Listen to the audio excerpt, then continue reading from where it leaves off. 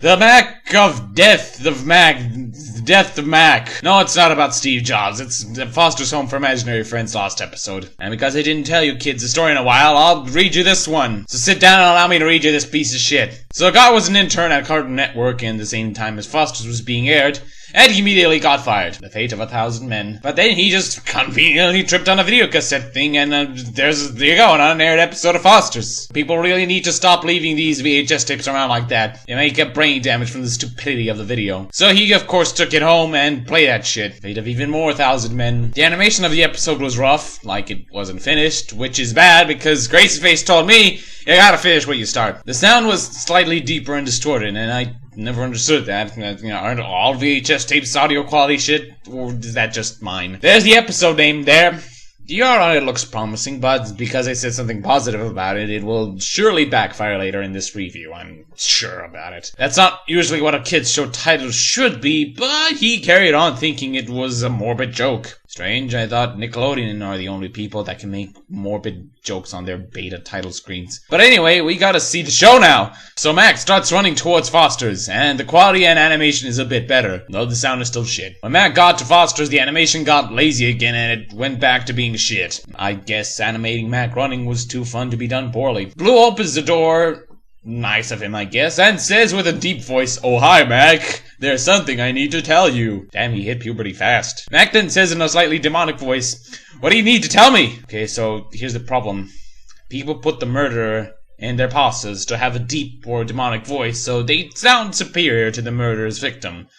But when the victim also has a deep voice, he no longer sounds like a victim. So as a result, this part right here just ended up sounding like two demons hanging out at the water cooler and talking about shit. Okay, so Blue whispers to Mackh, and the whisper was oddly quiet. You know, I wouldn't have believed him if he didn't write that part down, that it was quiet. I thought that when people whisper to each other, they yell as loud as they can until their vocal cords explode. Then Mackh says, "What are you going to do to me?" And then I make an obvious joke about rape. Blue then answers by saying, "Your life is mine!" That wasn't an answer. That was blatantly giving information. Then Blue shoots Mackh in the gut. Of course, he couldn't just kill him with a scene transition. Mackh seems to be alive and well after a fatal gunshot to the fucking stomach. So Blue should have played Devil May Cry. Then he'd know that bullets deal minimal damage to demons. So Mackh is super sad and not at all bothered with the fucking bullet hole in his stomach and asks Blue, "Blue, why you do this, sir?" And he then says, "Because I can!" I didn't make that up to be funny, by the way. And he actually says that. He then shoots him again, and then it kills him this time. I guess he forgot to set the gun to fire bullets made of light. I don't know why it worked that time. Then the sky turns red. So what you're telling me is that air changes its molecular structure depending on whether Mackh is alive or not. Top-notch science here, people. Blue, still under the demonic voice, odd name for a house, says something in reverse, or at least it sounded like it.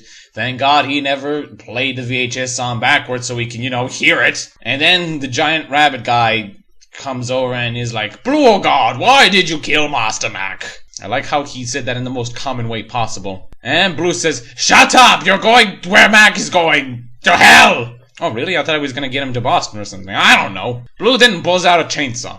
Mr. Edmund's death is cut out, but you can still hear the audio of the chainsaw. You realize that this doesn't necessarily mean he was killed by a chainsaw. Maybe Blue just punched him to death, and he pulled out the chainsaw just for cosmetic effect. So after a while, Blue now turns red. And then it cuts to a picture of Blue with soulless black eyes. Oh, you mean like that piece of shit? He looks like a demonic tampon, and he's not red. And there was also death music playing in reverse. Does that make it life metal music? Okay, then after a while, everybody is dead. Then Blue says that only Frankie is left.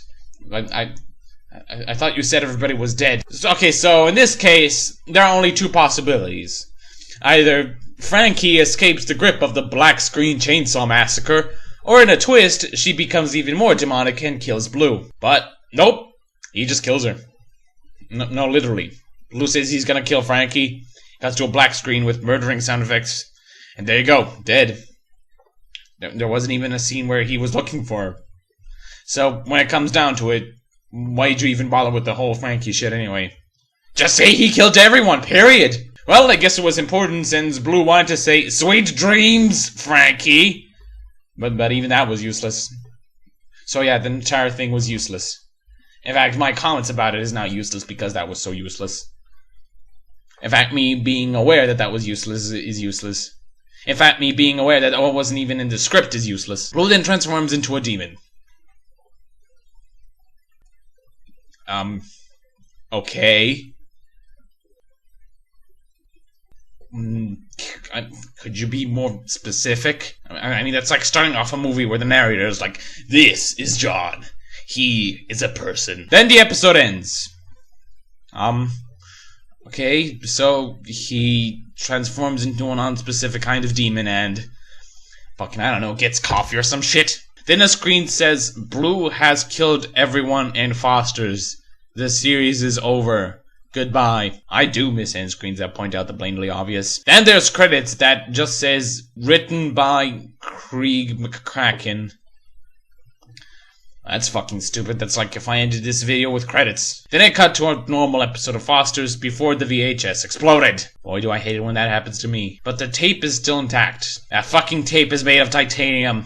No wonder the video quality is so shit. He would show it to us, but he did lock it in an impenetrable safe, so I guess he doesn't have the key to it then. Well, that was flawed, to say the least. The boss doesn't really let you ponder on what is going on. He just blatantly tells you, and when something does need explaining, we get nothing. Furthermore, it's just pointless violence, and the plot is just obvious, so that's that, I guess. I'll see you in like 3,000 years for the next episode.